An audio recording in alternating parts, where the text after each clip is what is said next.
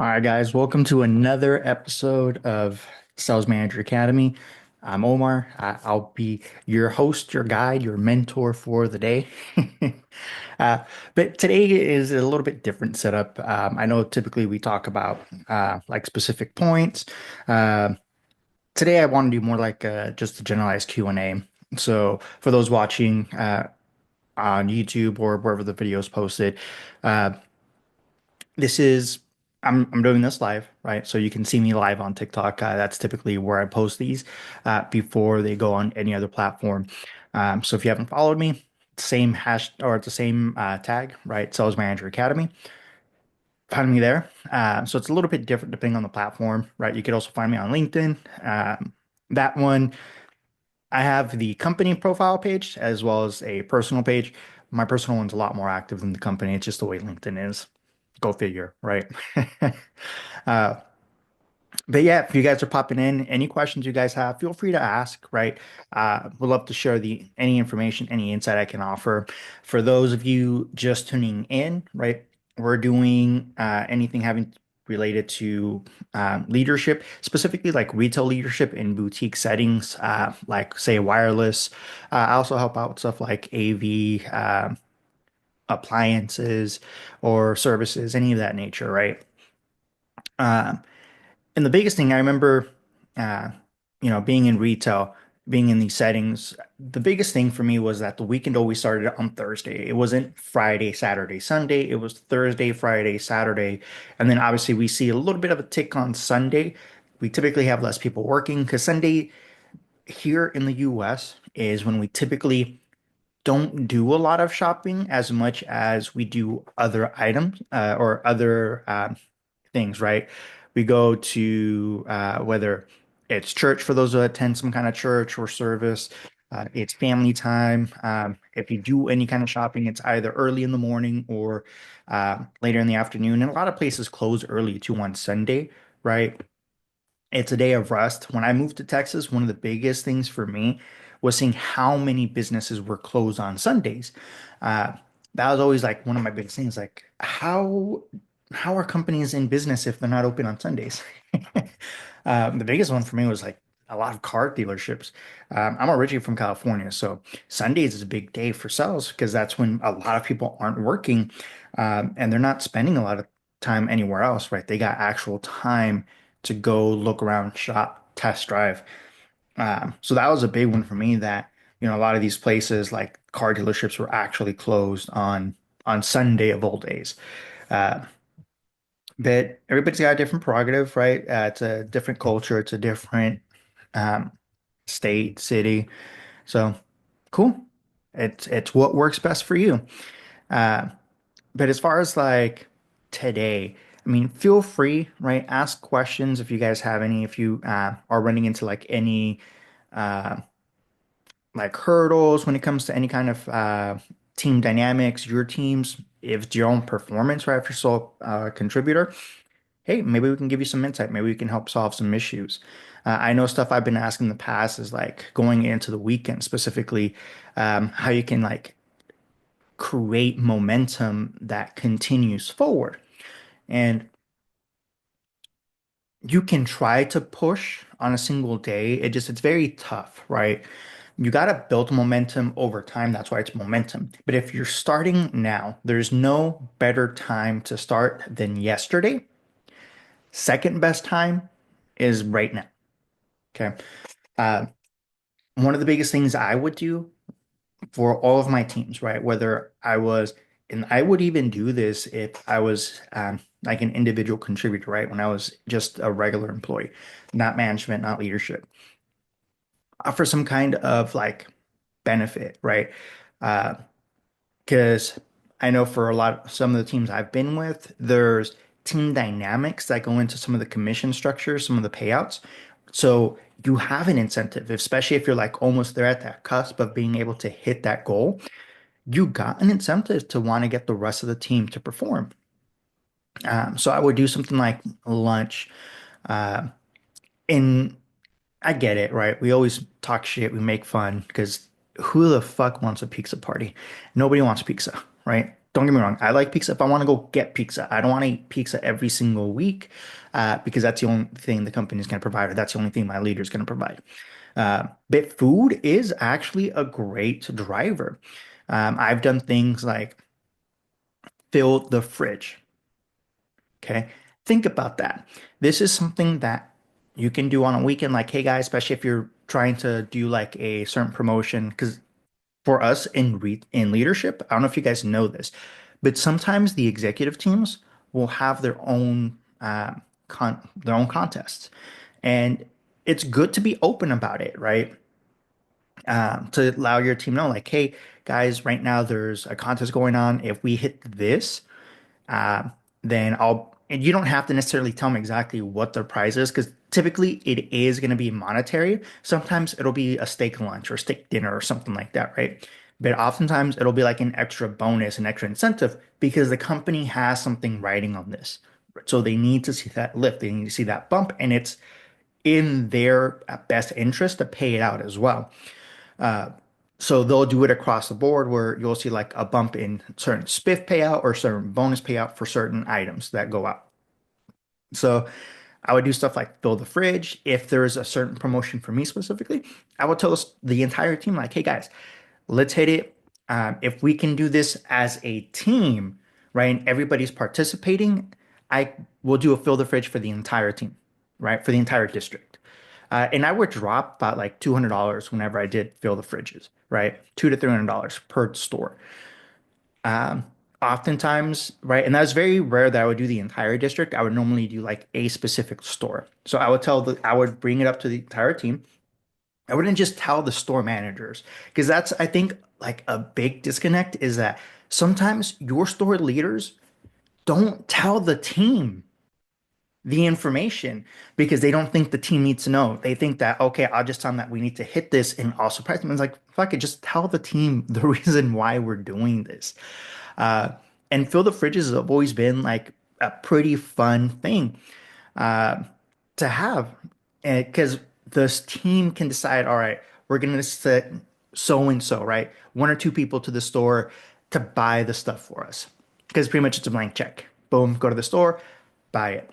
So they get excited. They make a list of the stuff that they want. Um, and you just got to keep helping push them forward, right? And it's a fun thing. It's a fun experience because it's also something that they've earned. And then they have snacks that are going to last more than just a single day, right? It's not just lunch. I got to eat this now and it's going to suck if I don't eat it right away. Because that's the other thing about like team lunches when you buy it for the store. You buy it and everybody has to eat at the same time. Otherwise, the food gets cold. It's not fun. But when you do fill the fridges, you got drinks, right? So juices, waters, energy drinks. You got snacks, right, that they can get that they'll be able to, munch on for days to come still. So I would do those like once a month, and I would typically do it for like I would throw it out there for the team. Depending on the number of locations, it's 1 to 2 fill the fridges because you don't want one team to win if you got like 10, 15 stores and then everybody else is asked out. They won, cool. Now they're out of the drawing, and there's still another fill the fridge option, right? That another location can still win. So it gives them that umph to want to push through, and you don't do it for a day, you do it for a weekend. That way, it makes it even for everybody involved. And that's a cool thing.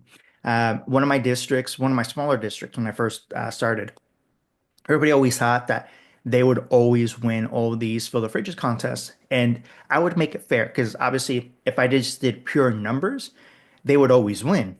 So I would do percentage because that's really what matters when you're looking at your KPIs, when you're looking at your results, right? You're looking at, yes, numbers, but more so percentages, right? Because if store A normally produces, say, 500 units a month, and they get a 10 unit bump, that's not even 10%. That's not even 5%. Whereas a store that, does 150 units typically a month, if they do a 10% bump, that's 15 units, right? So that percentage means a lot. And that's a big jump for them as opposed to, a 1 to 2% jump. That doesn't really move the needle much. And that's the way I would do things. I would do it as a percentage to make things even and make things fair for the other stores. So the teams wouldn't get discouraged at the smaller locations or the locations that weren't as busy. Uh, and then the cool thing is for your local leaders, they can take a little bit of credit because it's like, all right, cool. And they can allow somebody to step up to go do essentially the shopping, right, for the fill the fridge. So that's always something that's been a big fun motivator. I've done other stuff too, like fill the tank. That one, right? Obviously, you're filling the gas tank. You're looking for just one or maybe two people in the entire district, and you're doing things on individual contributors. That one I would do typically on a Friday or a Saturday. I would do a single day because I'm looking for a specific lift or I'm just doing it randomly, uh, just to kind of get, people moving forward. And it's typically, depending on the vehicle, right? 30, $60. Hey, I'll do it. Um, so that's always been like a big motivator. For some people, they could care less. For other people, it's like, fuck it. I'm getting my Jeep filled up. I'm getting my truck filled up, right? So it's like, yeah, I'll fucking do it.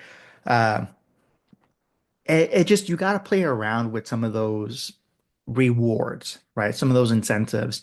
And obviously, expense it. Don't forget to fucking expense it because it's essentially a promotion you're doing. And guys, if you haven't heard the term, the you know, ask for forgiveness, don't ask for permission. Because if you ask for permission, oftentimes the answer is no. But when you do something and it produces results, and then you expense it, and your regional's like, the fuck is this? And you're like, yeah, that's how I got the lift. Like, okay, maybe they're going to want to try that out. See if they could also get that same kind of result in a different area where it might be lagging, where there might be a little bit a need to improve results. You could do that. Um, and obviously it's a business expense, right? You're doing it to drive business forward, to get results from the team. So that's always been like a fun little thing. I've done other things like bingo. I don't know if you guys have ever tried doing like, especially if you're in sales. I don't know if you guys ever tried doing bingo. And I do it over a weekend. I don't do it over a single day because bingo is very tough to do on just one day. You have to do it over at least 2 days. I always did it over 3 days, right? I wouldn't do it on a Thursday. It would be Friday through Saturday and Sunday. So those would be the 3 days. That way it gives the team that's working Sunday the opportunity to be able to participate with this as well. Um, and yeah, obviously give the free square away, right? But I would use, I'll find the apps and or the websites and I'll make I'll post it up for you guys, right? I'll send an email for it. Uh, but I would do that and I would use a website to like build the squares and have everything, sent out. And I would do it for the store. I wouldn't do it for individual people. I would do it for the store. Because it was like part of either like fill the fridge or like another promo I would do. But it would be the first team that can hit this. So it was cool. Obviously, every store gets a randomized one and we're posting it live as we're going, right? And if the team forgets to do it, I'm also taking a look at the dashboards, the live sales results, and I'm marking it off. So I'll give them, a little bit. If they don't call it out, I'll call it out for them. Uh, that way they stay ahead of it. And I always told them, I was like, hey guys, if I don't call it out for you guys, I can't be the one that's constantly viewing it. If I happen to view it, I'll call it out for you guys if you haven't. But try to push forward and try to, mark it and just get it out there as soon as possible. So if you're going to the back to grab something real fast, just make sure you got it. Boom. Make sure it's legit, like it's already like sold. And let's just go. And you would have things on there like, and I wouldn't do just simple things. I would do like a bundle promotion. So in wireless, right, you're talking about doing a phone and watch, phone and iPad, and each one was a separate one, right? Or a triple play. Uh, where it was TV, internet, wireless. Boom. That was a square. Uh, and we would just go that route, right? Individual tablet cell, individual watch cell, accessory bundle, uh, and just go through it where no two squares repeated, right? So you didn't have a square that repeated itself. And that was super important. So you had to make sure that you had enough stuff on there where it wouldn't repeat and it was randomized so that each store had something different. So that way nobody could call it out in case everybody hits the exact same thing for whatever reason. Uh, so that was always fun.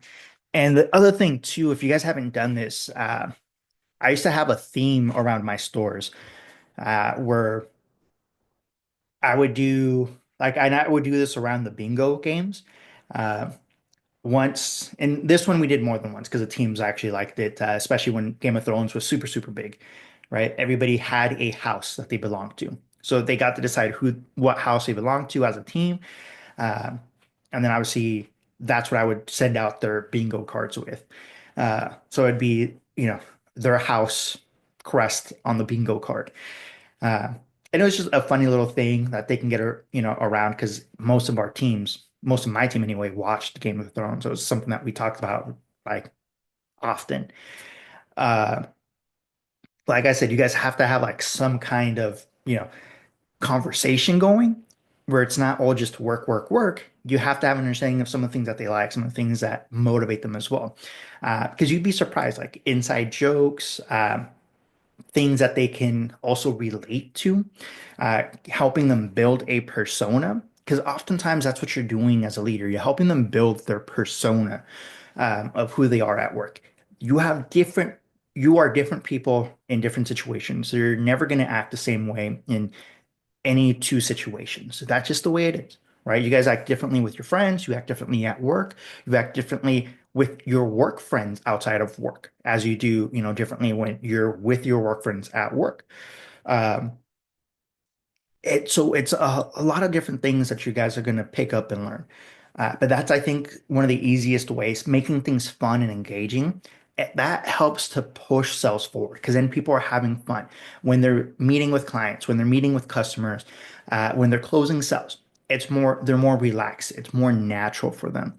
And they're able to enjoy their time. And the people they're selling to, the people that are buying from them, are also having a great time. They're enjoying themselves. They like the vibe, right? They like the atmosphere that they're in. It's fun. It's exciting. And that's what we want to do. That's kind of the experience you want to have because that's what you want your team to, feel most of the time. Obviously, we're going to have tough conversations from time to time, and it's going to suck. But they hey, this is part of what we do. It's just like when you're in sports and you guys have to get better at and you train. Training sucks, but you got to go through it because when you win, it's that much better, right? Uh, so that's a big one going into the weekend. Coaching, honestly, you guys shouldn't be really doing any coaching on the weekends. Weekends are specifically for sales. It's kind of like admin. You shouldn't be doing any big admin stuff on weekends. You should be focused on creating sales. If you're trying to do any administrative task and you're making that and you're saving it for the weekend, because you have the most staff on the weekend, you're doing it wrong because you're taking attention away from what needs to be taken care of, which is sales. Prioritize and manage your time appropriately. Do all the admin stuff during your non-busy days. If you have to do it on the weekend, save hours to do it on the weekend, meaning that you're going to come in off hours. Either you're going to stay late or you're going to come in super early so that it doesn't affect the day. Um, and if that means, oh, I'll be able to clock out early as a leader, that's a no-no. I was very specific to my teams about that. Like, hey, this hasn't been done. Uh, and it has to get done. If I need to, I will meet you there and I'll help you with this. We got to do it early on. Don't do it during your busy hours. Don't do it during your open hours. Do it during off hours if it must be done on a weekend. But outside of that, do all admin stuff Monday through Thursday, right? Thursday, early portion of the day. Knock it out when it's not really going to affect your sales. And if you're saying, well, I just don't have the manpower, I don't have enough people, I don't have enough staff, you got to prioritize. You got to figure it out. I guarantee you will find a way to do it. I know that because I've been in similar situations. I felt my teams understand that, right? And a lot of my leaders, got better because of that, because they were able to manage their time better. And they realized, hey, when I don't do this stuff on the weekends, my teams perform better. And there's a reason for that. Because when you're stuck doing admin stuff, they're also stuck in non-sales mindsets. And I don't have a book on me right now, but there's a book called Flow. Trying to see if I have it on my shelf right next to me, but it's not there. But the book's called Flow. And in it, it's a very technical, scientific book. It's a must read if you're a student of leadership.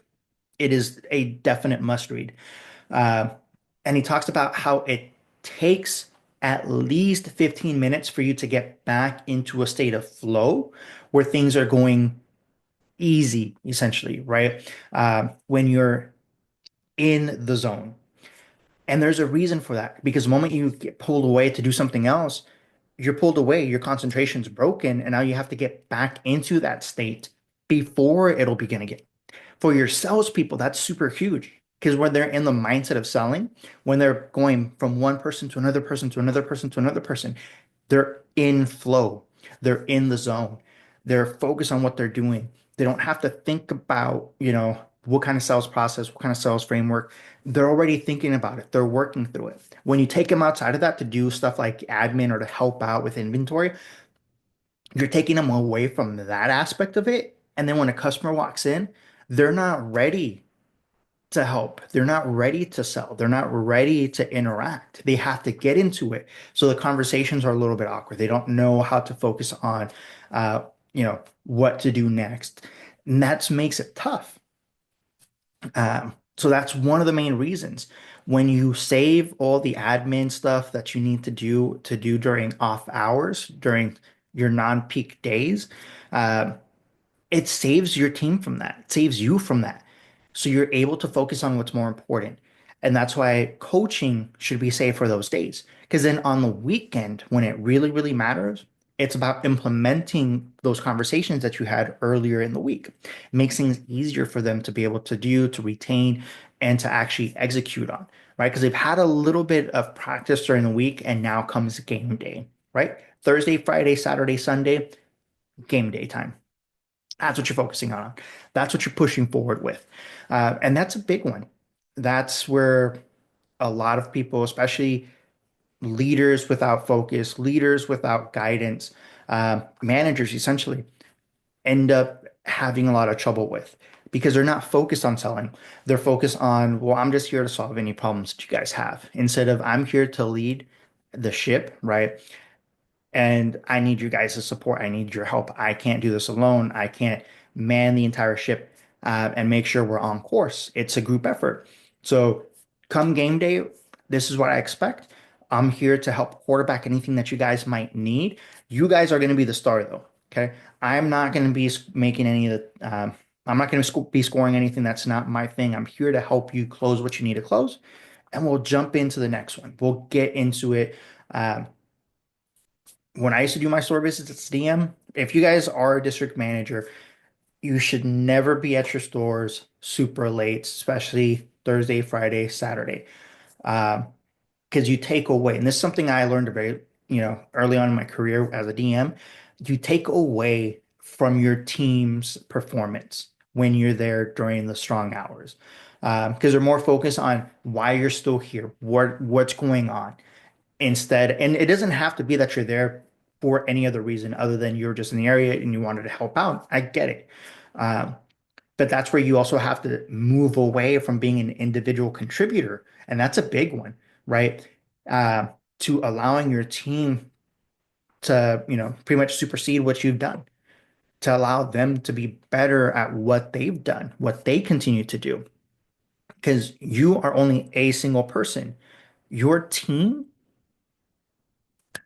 even if they're performing at 70 to 80% of what you're capable of doing, will outperform you in times where I have stepped in because it's early in the day and I'm just doing my visits, rounds, right? And I see that, they're busy. It wasn't a matter of, all right, I'm just going to step back. I'm not working the floor.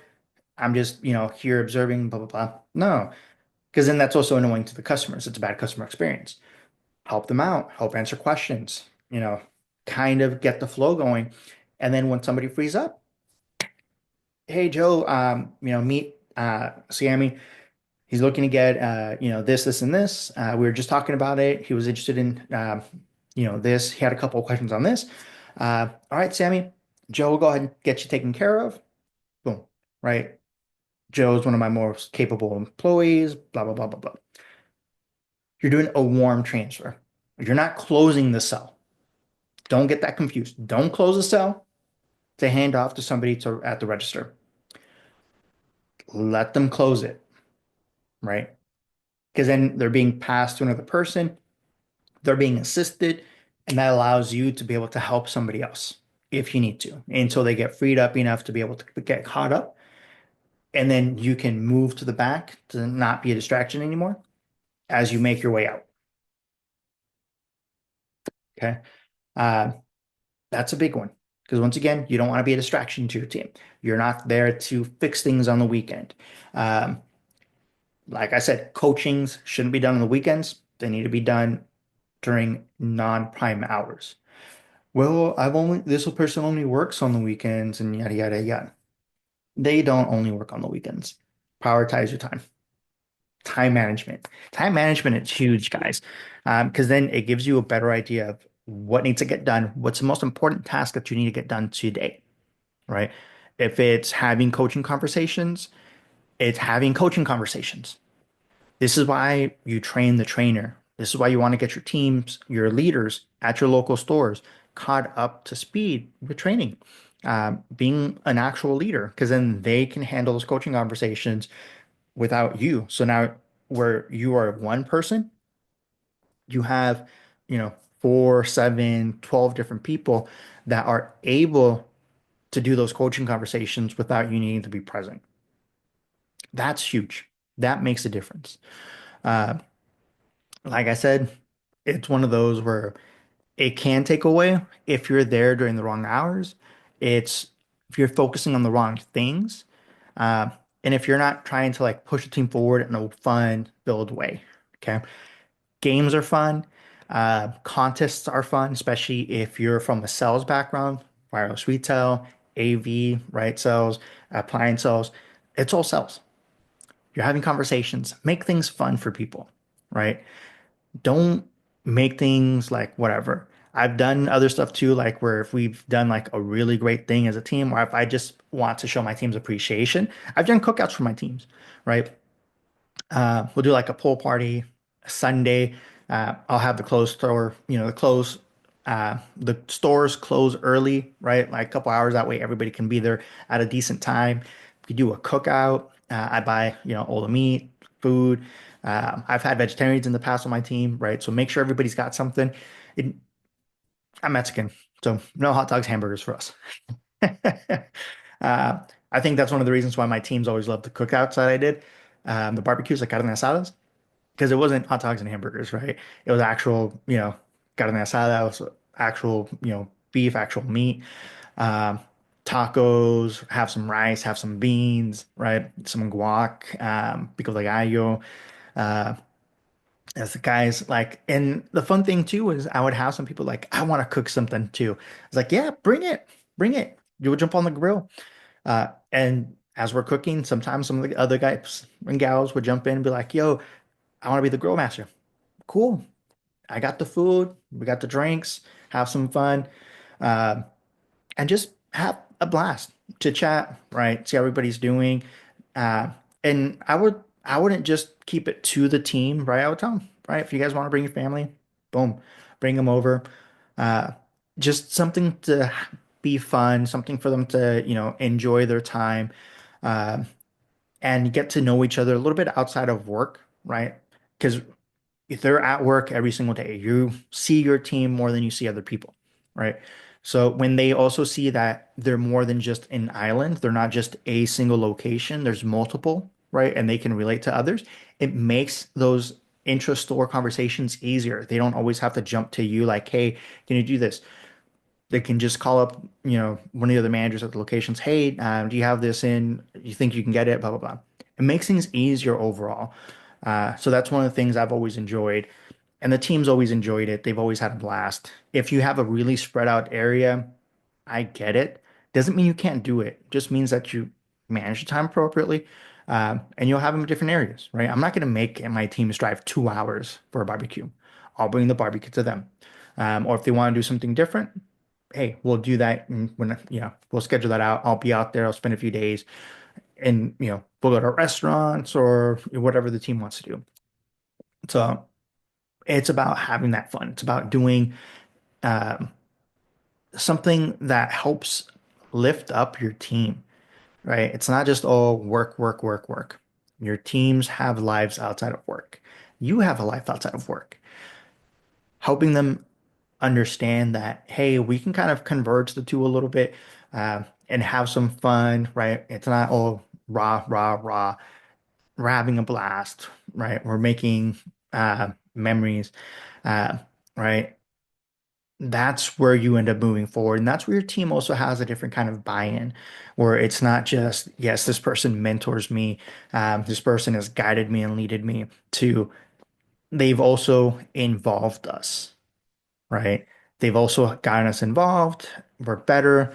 Um, you can do that as well with stuff like volunteering, right? I've done a couple of events with my teams where we volunteered, not just toy drives, but actually gone out and helped in the community.